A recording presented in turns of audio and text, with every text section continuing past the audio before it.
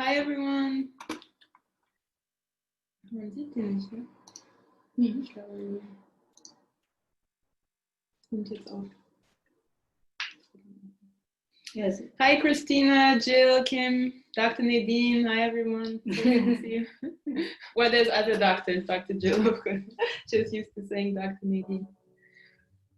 So we hope you can see us. We can't see you, but we see your names in the attendees list.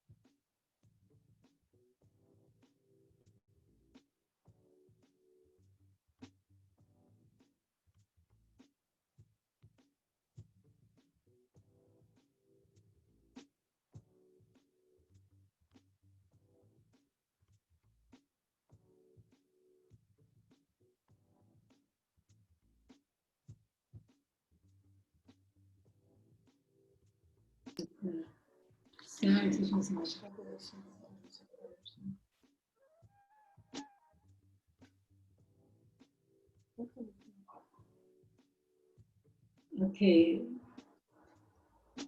So maybe we start now, right? Hello, everybody. And Emma, you're here?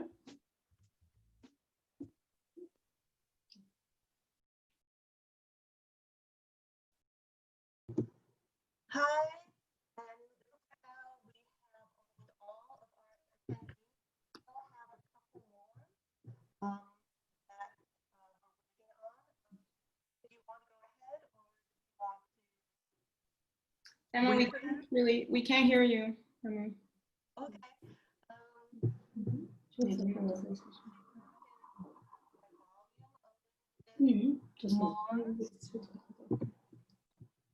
Hopefully you'll be able to hear me a little bit better. Can you hear me better now? And unfortunately, I do not have headphones. Is that any better? I'm going to try this again. Okay, it looks like I might be having. We still can't hear you, Emma. Do you want me to start, maybe, just while you? Yeah. Okay. Sounds great. Hi everyone. Welcome. We are very happy to be here in the realm of the open arts LS. Can you hear us fine? I hope. Okay, great. All right. Hi. Yeah, so Oxana Chi was invited by the Performance Project. Great, okay, hi Rosemary. Oxana Chi was invited by the Performance Project at University Settlement to have this event. And we will have a short film screening, and we will be in conversation with each other and with you all. So you will have the possibility to write questions in the Q&A. I would like to start maybe by giving you some quick biographical information about Oxana. I know some of you are familiar with her work, but you might still be interested in knowing a little bit more, right? So Oxana Chi is a dancer, choreographer, a mentor, your curator, an author, filmmaker, of course, from Germany, Nigerian and German, who started working in the fields of arts and dance since the 1990s and has a company called Oxana Chi Dance and Art. Previously it was called Oxana Chi and Ensemble Xinren. And we are now both based in New York, and we also work together. So my name is Layla Zami, and I'm a resident artist with Oxana. Oxana, you have had many achievements, I think, so far, but maybe for now, we just want to say that with this film that we will discuss today, you earned several prizes, right? The Filmmaker of Inspiration Award. You were honored as an ambassador of peace in Jakarta in 2016. And in 2018, you were listed in the Dance Enthusiast A to Z of People Who Power the Dance World. I think that's an amazing achievement very soon after moving to New York, right? So I'm honored to be on this panel with you today and looking forward to a conversation. Thank you, Dr. Layla Zami, to introduce me. And what you will see is a trailer or a short excerpt of the film Dancing Through Gardens. This film is 2 hours and 40 minutes long, and I tried, and Layla moved in and gave me a really beautiful helping hand and support the film to make it real round. So what I try to, in this film, on one hand, to make a memory about a forgotten women biography from the 20th and 30th, a famous dancer at that time in Europe, who tried to move to New York or to immigrate to New York during the Holocaust time, and could do it. Different circumstances was able to immigrate, and I bring this biography back, and this is the basic of the film. The film had a lot of different layers, and it is very interesting to see the whole film because there is so much in it from the past, from now, and also this really to imagine the future. So it is a really, really, it is a whole universe, this film. It's called, here, we have the DVD. So I show it here. Yeah. I will put some links in the chat, right? So if people are interested, the DVD has full English subtitles and French subtitles as well. So you're welcome to reach out if you're interested in purchasing one as a present for Christmas, Hanukkah, whatever, and Kwanzaa, end of the year season. Exactly, or just because you really want to also a little bit understand the time we are now in. So it's all in that film. So this film is from 2014. And for me, it was like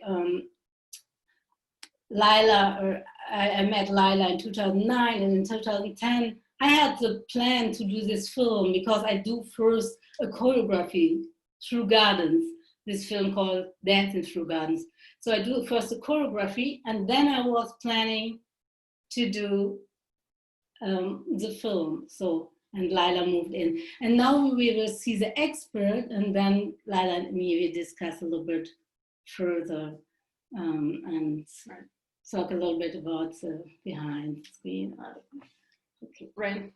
Yeah, so as a recap for people, we see there's more people who join in just now.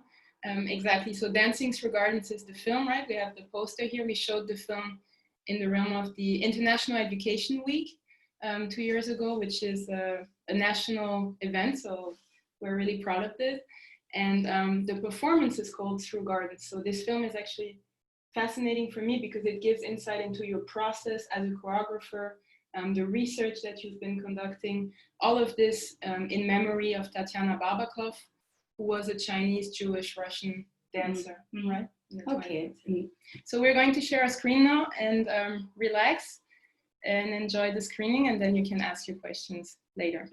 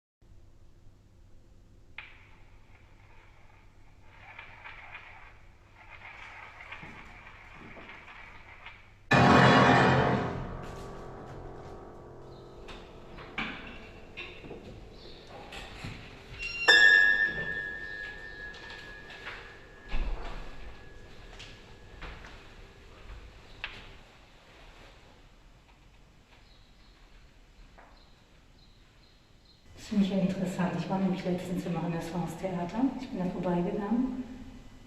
Und habe noch gedacht, das ist eigentlich ein ganz schöner Ort für eine Tatjana Barbakoff Aufführung. Habe aber dann gesehen, dass sie nur so Boulevardtheater machen und dass man den Raum auch nicht mieten kann. Oder wahrscheinlich nur sehr schwierig. Und habe das dann wieder verworfen. Aber es ist interessant, weil es ist immer noch in so einem Jugendstil, dieses Theater. Ich wusste gar nicht, dass sie da auch aufgetreten ist.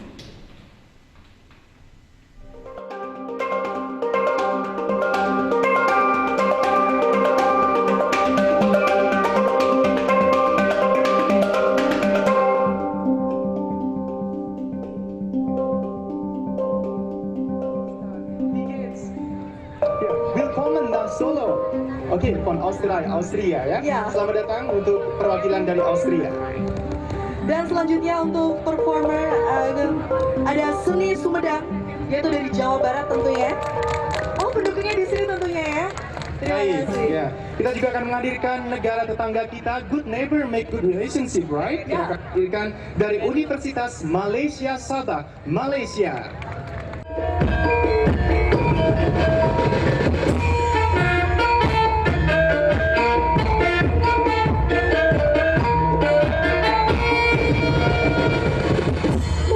Kosi paring pepadang, mugi kosi paring babakyan, lambat tentrema.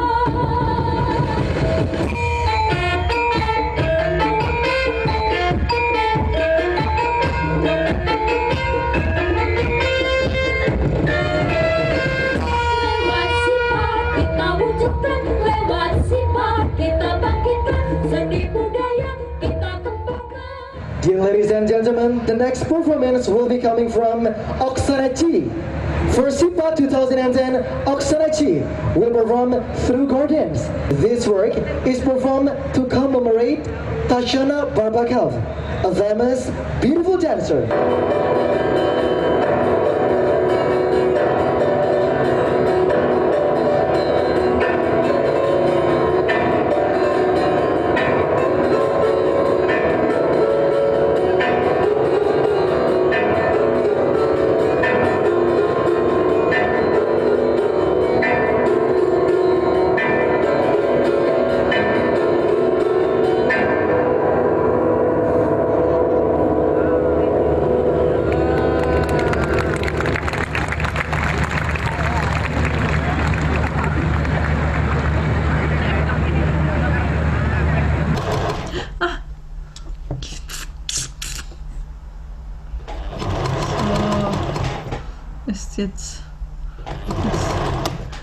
Ist schon wieder ein Stein und dann will er es nicht.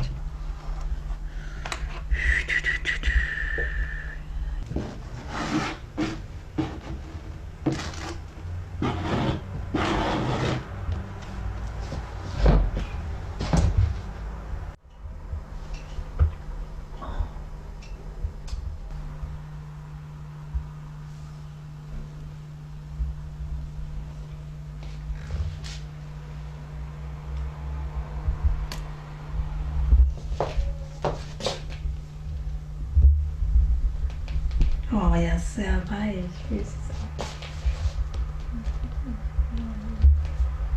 Fühlt sich sehr nach Tanz an. Ja, Finde ich schon ganz leicht.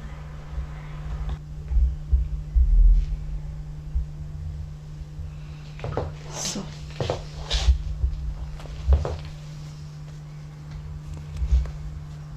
Ist auch super bequem, also ich kann das genau, ich kann gut drin tanzen. Okay, das ist ja die Hauptsache. Ja. Jetzt super bequem, aber sieht trotzdem elegant aus, weißt du?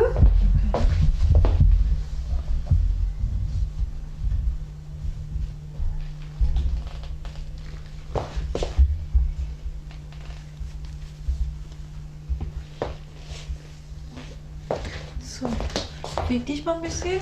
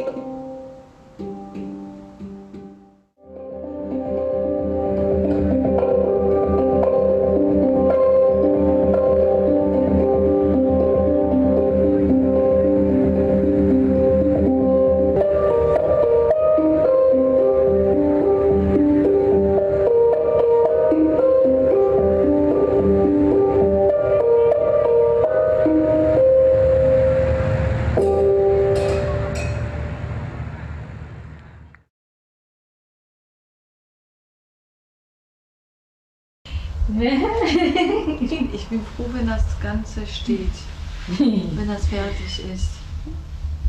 Ich auch. Das wird echt schön, muss ich sagen.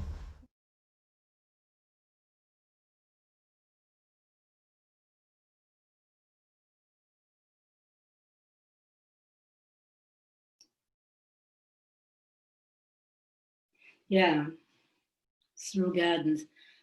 This name I adopt from one dance of Tatjana Barbakoff. Her name, the title was Through Gardens or Durch Gärten, and I translated in English Through Gardens. And I made a lot of different salons in Germany to special events where I invite other artists and myself to remember Tatjana Barbakoff. And a part of my work is in general that I bring back forgotten women biographies from all periods, from the Second War, but also from other periods of German occupation or artists who been left out from German history books. So that is my really big passion to bring back biographies, especially from women are really for me are role models or special characters. So, and with Tatjana Barbakoff's biography and with the whole topic of around Tatjana Barbakoff, I also touch very much the situation, political situation from now and from in general, right? So so we didn't have to go so far to the 20s. We also can look what's today, the conflicts on the borders, civil rights movement, now Black Lives Matter, and all these kind of things influenced my work. And it is very interesting for me because the same interest and the same work also have done Tatjana Barbakoff in the 20s and 30s. So I deeply believe, and it is my prayer, that I believe in the circle. Everything will come back in a different way, of course, in another form, but it is like we are always, our whole life is a circle from born to death and wire and on and on and on. So, and that's also reflects my work as an artist. And when I start to do the film, so I met Layla, and Layla that time was on the film school, a very interesting film school called Arche in Berlin. Yeah, it was in Salon Chi. I was planning the next Salon Chi, and I met Layla. And this concept of this new model of film school, maybe you can explain a little bit about it. And I was also, you worked also in politics and being on this special film school. So I was thinking, yeah, that's the person. I mean, I could see that she can help me to do this film, right?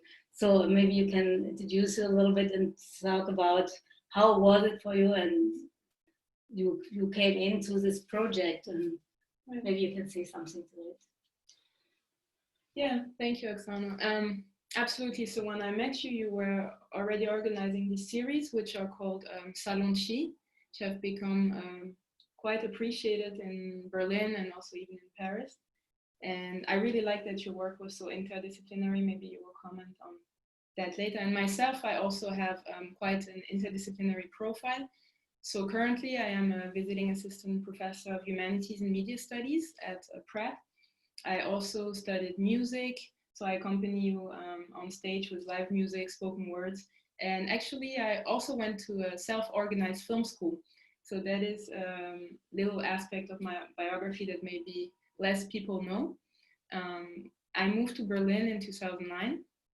And there I was really interested. I wanted to study film, but not in a classical film school. I was not interested in that. And so I found this model, which is very unique. It's called the Filmarche, so like the Noah's Ark, right? And the whole principle is that it is self-organized. So it means that when you're a student, you're also you can do admin work, you can be also part of the faculty. So in the US, I guess people know the idea of each one teach one, right? We have the same. Mm-hmm. And this idea was transposed, but also institutionalized in a way.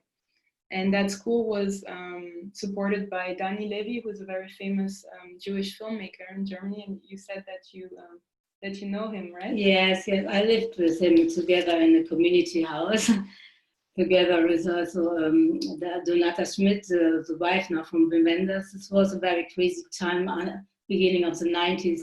So it was a big co-op community house where a lot of artists from the field of filmmaking and theater lived together. Right.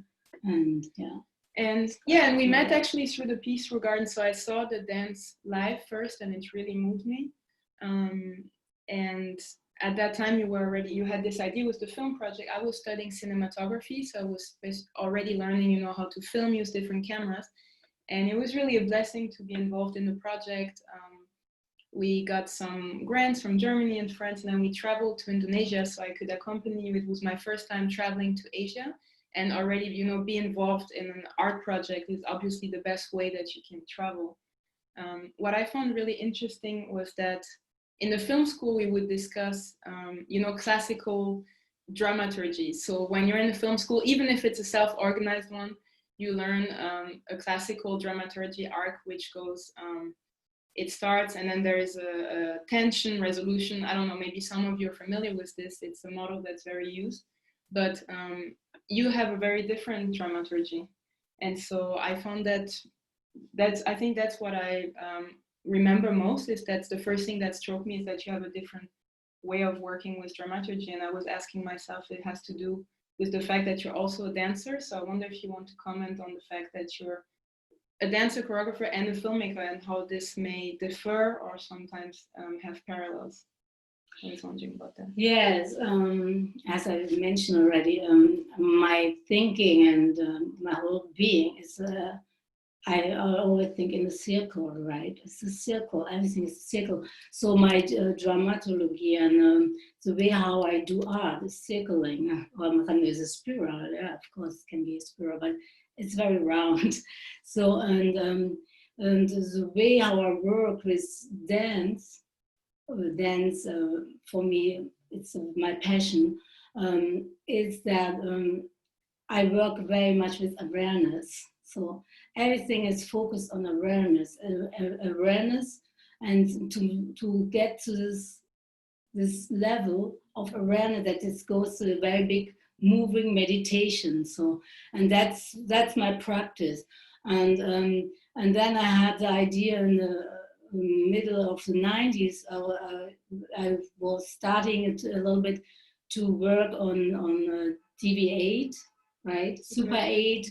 And 60mm camera, I got a 60mm camera, so I start to do this little film, like a really working with the material of film, and then I go to the digital, I go over to the digital, and the dance always, I come from the awareness, so for me it's just like a really important movement for my whole being, for my body, but also for my thinking, for my structure, for my surroundings, for the vibes I feel, right? And so it's a very healthy thing for me. And I can tell a lot of things without words, and I like that. And the film also gives me a possibility. It's a kind of connection too, and it's also for me, it's working with awareness. And holy and healthiness, right? What I told you. Yeah, so the holy and healthiness I feel in the dance, and then I felt it's also the holiness in the film, and I really like it to work with all these pictures, because I also travel a lot. So I worked in over 40 countries. I go traveling a lot. I'm a very international artist, so I don't stay in one point. I always go around. I would be with many different people. So I mean, I find the holiness too in that. But I felt in the film, and that's the difference from the dance, that the healthiness drops a little bit, because the medium of the, computer, yes. So that's not that healthy. So But I still like both medium, the stage and the film, the opportunity to work with film, also in the archive. Archive matters for me, yeah. Archive matters that POC people or general women, I'm very much focused on women, yeah, that we have our archives. So it's for me a piece of archive to have the film and to can archive is now, the film is also read already in many archives in the museum, from Israel to Switzerland to Germany and so on. So I really liked and appreciated that we can archive things, what is important for us, yeah, and what maybe for the next future generation also can enjoy and can maybe say, oh wow, that's interesting, I will want to work on this, or I want to say what I do with Tatjana Barbakoff right now, or we have done. So yeah, maybe on the archive, I mean, if you have questions now, feel free to put them in the Q&A. If you would like to share again, we see the list of your names, but we don't see you, so it doesn't work with like raising hands or anything, but you can post questions in the Q&A. Maybe on the aspect of archive, if I could add something about that. So that's what I found so fascinating about this project. Basically, you are working in the archives, you've been in conversation with a historian for many, many years to prepare the piece. The live dance first, right? The piece through gardens. And so this was already an archival work that you were doing. And this figure of Tatjana Barbakoff, she's Chinese, Jewish, and Russian. So she has also a unique profile. And she doesn't have the typical maybe dancer's biography already, even from Europe. So you have many more information about that in the film, so I will not go into the details, but I found it interesting that you started this conversation, this exchange with this historian who was working on her biography, and then you brought her back, as you like to say, you wanted to bring her on stage because she was a dancer. So maybe we need to say that she was also painted by many, many famous artists. And so basically she was more known in the field of visual arts, right, in the later, in the recent years. Right. So basically we may say that her biography got forgotten in the dance world. So if you ask even dance historians, sometimes they don't know about her. But she was in the film in the realm of the visual arts. And so the film has many aspects. It shows all of the elements, right? There's a lot of archival materials. There's fiction and documentary scenes. And a beautiful actor, Eva Dorothea Schönroth. Yeah. She's a great German actor, and she acted in this. It's all translated in English. Yeah, and what I found interesting basically is that, so this is the first level of the archive, and then there's a meta level, because this film itself is in many archives by now. Yeah. It's been purchased by collections from museums, right? And so there's another level that's happening. I see we're having questions coming up. So I see Nadine George-Grave wrote, such a beautiful glimpse, looking forward to seeing the whole film. Thank you. Can you talk more about the costumes? I loved seeing your reactions to the fabric. That seemed powerful and inspirational. Does the material culture of place connect to your international sensibility and or artistry? Yes, so Dr. Nadine George-Grave is the director of the dance department at Ohio State University. Thank you for joining us and for asking this question. Yeah, that's a very, very deep question. Thank you so much, Nadine. And I really like your words. It's just great. The costumes for me in this piece, Through Gardens, have a special place because I was very much going into the story of Tatjana Barbakoff, who even worked after the regime of the Nazi regime was in the parliament in Germany, and people being allowed to work anymore. So she go to France, and she still continued to work all over Europe. And she was always in the press. People talked about her costumes, how beautiful and how special her costumes been. So it was a very, very important part of her life, the costumes.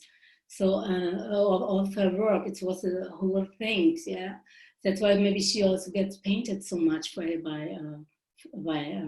different artists. And then there is this story, and I want to show in this film how a costume, how much work it is to design a costume and to knit a costume and all that, right?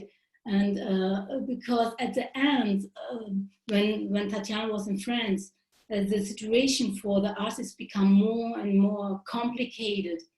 And at the end, she had to sell her costume. And when I find this letters, what she wrote to a German friend, it was also, I find it in the Opera de Garnier in Paris.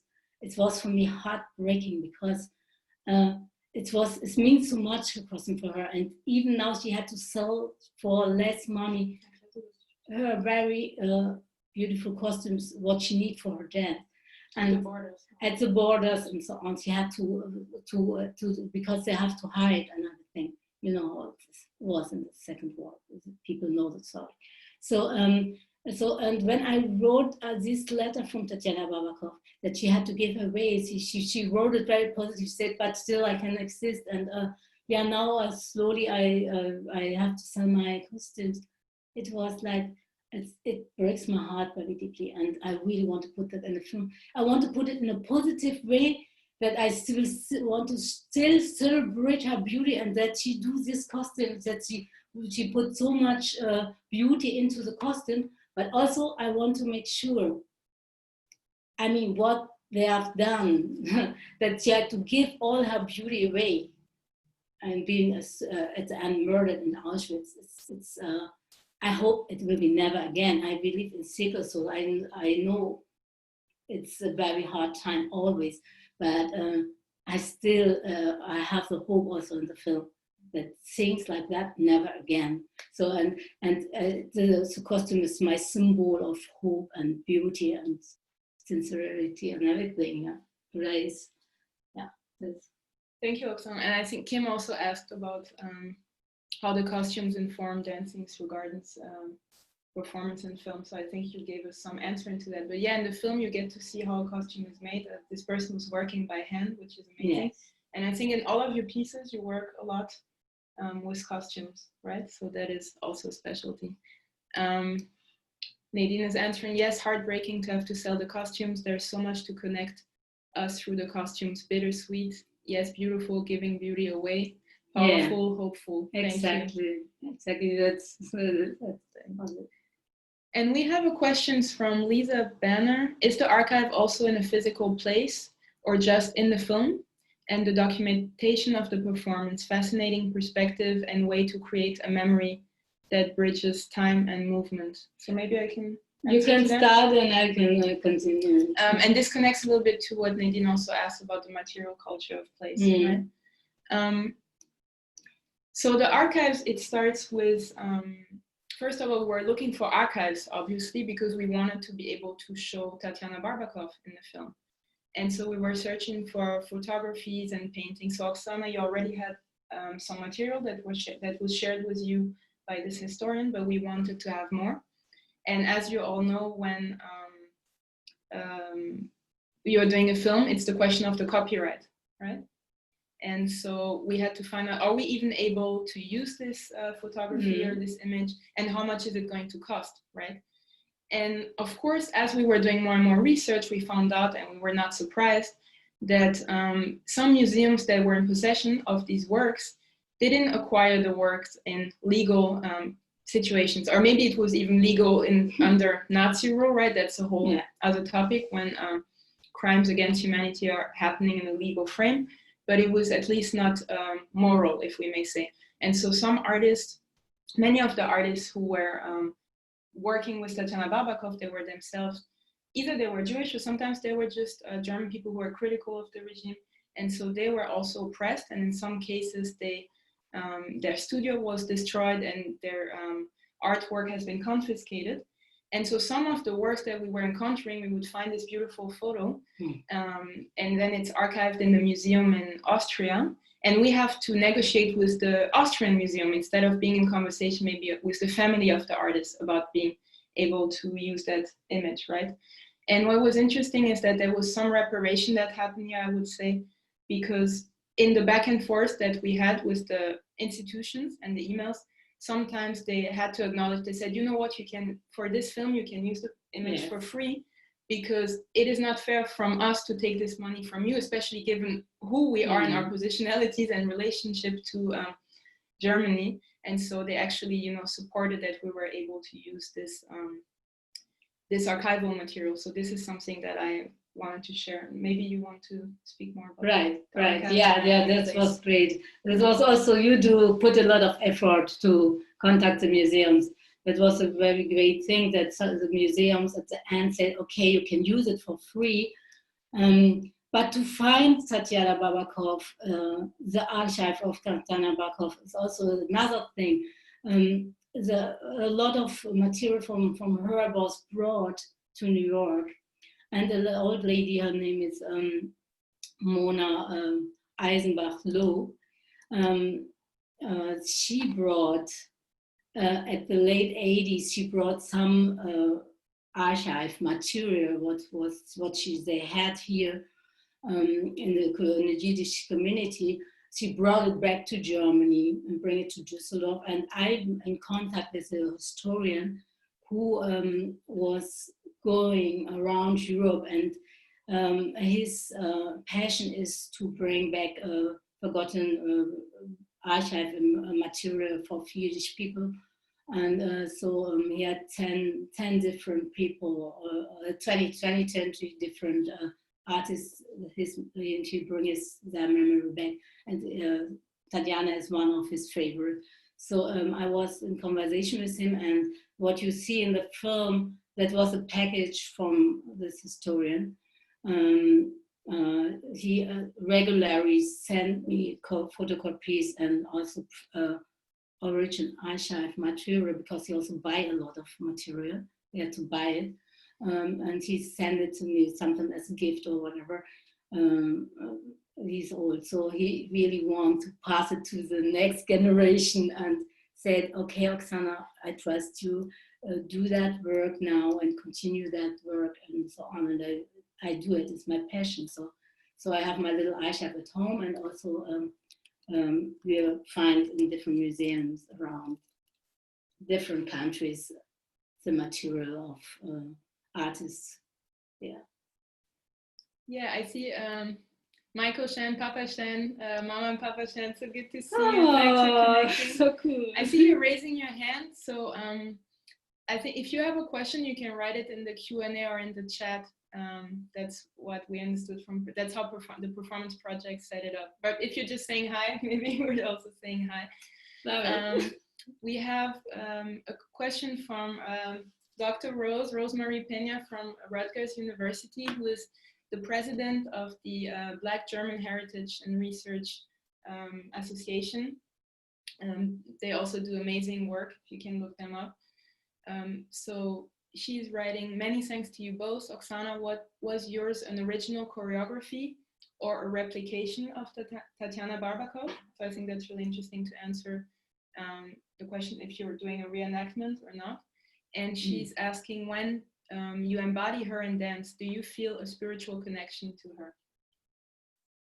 Yeah, thank you for this question. I love this question. Yes. Tatjana Barbakoff, yes. You know, actually, I came back from China, and Tatjana Barbakoff came straight to me and asked me to do this biography, this work, this remembering work. And I said, okay, why not? She really talked to me, she spoke to me. And then I started working on that, on a choreography. I started working on a choreography. I didn't know much about her, not at all. And I see some pictures and some images about her. I mean, I was thinking I want to focus on telling the story of her life, or telling a story of that time and until today. So I'm not so much, even I can't do it, to take a choreography from an old, maybe 20 years, 30 years dancer and try to do the same movement or try to get their music. No, I don't do that. I do a very contemporary. I mean, a very fusion, new style, my own style, what I developed for my body, for my soul, dance out of it. But it still had a very, very deep connection with Tatjana Barbakoff, because when I dance, she's always there. In a rehearsal yesterday, she came in the room and she talked to me, you know. I mean, it is not a joke. It is a very, very, very, very, very, very, very deep, loving connection. And that's why I can dance this dance really, really, really good. Yeah. And I dance it now like I choreographed it 2008. I still love dancing it. It's never boring or something. It's always input, conversation. Yeah. I always like to channel. Yeah. Like channeling. For me, dance is all moving and channeling. Yeah. And I really like to do that with Tatjana Barbakoff. She really asked me to do to work on her biography, and that was also the start that I said, okay, I will put that also to the idea of my dance art to remember forgotten biography. Tatjana was the first to say, Oxana, you can do that very well, so please do it. I say, okay. That's what I think. What do you say? No, that's really beautiful. Emma is writing in the chat too. That's beautiful. I think it is really interesting. This piece also gives me hope in a way, and it is complex, and I think it's important to speak of this in the context of this country, which is so segregated, right? In Germany, we have different situations, right? There's a very different representations of people of color, and so it's different how things are being navigated. But in your case, it was really interesting because you're Afro-German, and then you found this biography that is Chinese, Jewish, Russian. And that's how we met, because I saw the posters in the city and I thought, oh, this is an Afro-German doing a memory work about this figure. That's so interesting. I have to go see this. And to come back to this issue, but you didn't try to reenact her work, right? So there are many choreographers today who are trying to reenact and to really reconstruct, right, the movement. We have some tools to do this today, and that is also an important work that is interesting. What you're doing is that you're telling her story on stage, right? And so to answer this question that was part of Dr. Rose's question is that you're telling a new narrative in a way, right? You want to tell her story, but through dance, so it is abstract. It is more abstract than if it was in a book maybe, or a different form. And you're emphasizing resistance. So that is also something that really touched me. Because when we learn about the Holocaust in school, whether it is in France or in Germany, it is often, you know, the hegemonic perspective is often the same. And there's very little emphasis on the resistance that happened, whether it was from people being in solidarity with each other or people even in the camps resisting, right? And we both think that is an issue because we can learn from the past, right? But if those narratives are silenced, how can we learn about how people resisted in the past? And that really hit me when I saw your piece, because there is a scene where it obviously has to do with her being oppressed and persecuted and hiding in different places. But through your movement, you're always emphasizing resistance. And that is what really also touched me about the art of dance, because I felt that through the art of dance, you found the possibility to express this in a way that was so much more powerful than using words. You're also offering a role model on stage. We can also see the piece and just think this is a contemporary story maybe, right? If we don't have the contextualization at the beginning, we can have another interpretation of this piece and think, oh, is this a contemporary story about someone who is trying to resist, you know, all kinds of forms of racism, sexism, and whatnot. And so I found that was really powerful about the dance, because you're always embodying her, but obviously you're always also in your own body, and we get to navigate this back and forth and maybe have your own interpretation of that. So I just wanted to also mention this. Thank you, Layla. Yeah, that's right. That's right. Okay, it's almost 2 p.m. now, so I see. Okay, so Maria said that we responded to her question in a way. Great. Oh, that's so nice. I hope Maria, you're here. Yes. Thank you for coming. I hope also that we can save all of these questions because they're really beautiful, just the way you put it. So I hope that I'll be able to archive this in a way. And yeah, we just have also a word from Cristina Patueli is joining us from Italy, a colleague from Pratt.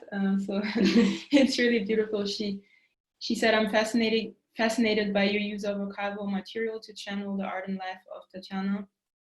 Give her a new visibility and become you, Oxana, a living document of her and your own art. That's also powerful and can't wait to see the movie.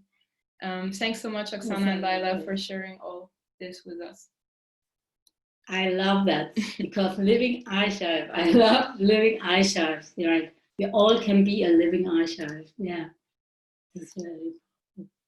And there was a poem you mentioned this morning, right? Oh yeah. That people maybe, that people maybe can read. Yeah, I mean, I don't know if people want to look this up or if people are familiar with it. We like you all, we watch the news at the moment, even though we're trying not to.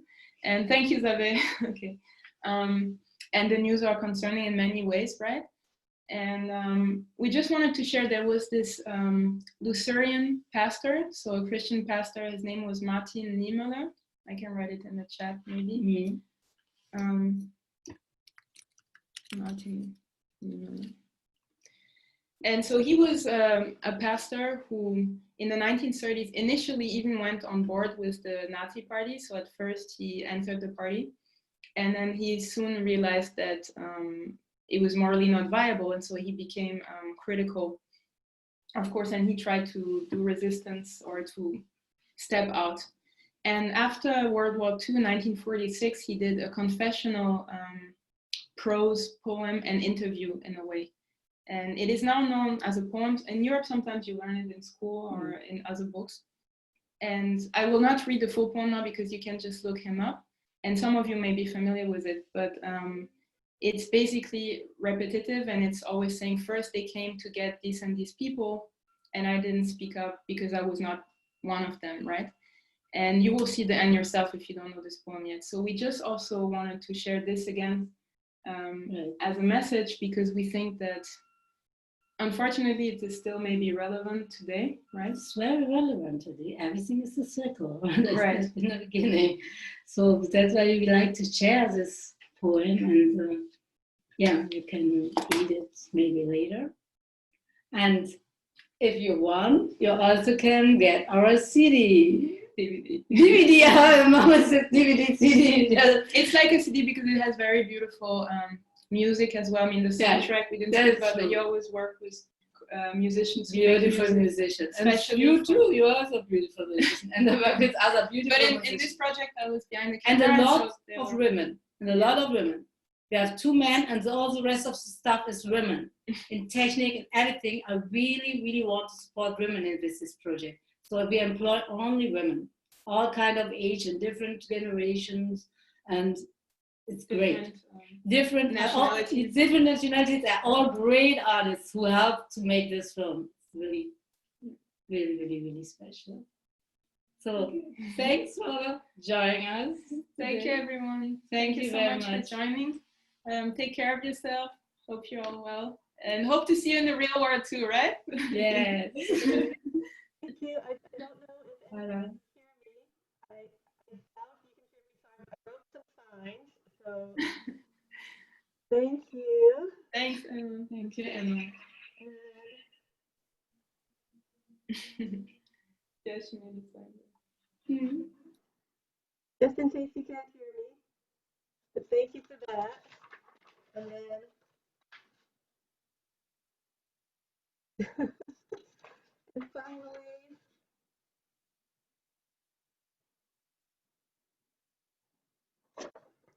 thanks again so much for everyone who joined us. So hopefully you can hear me. If not, take care. Have a good day. This video will be available for at least next week on our Facebook page. And thanks again. If you like this, come back. We will have more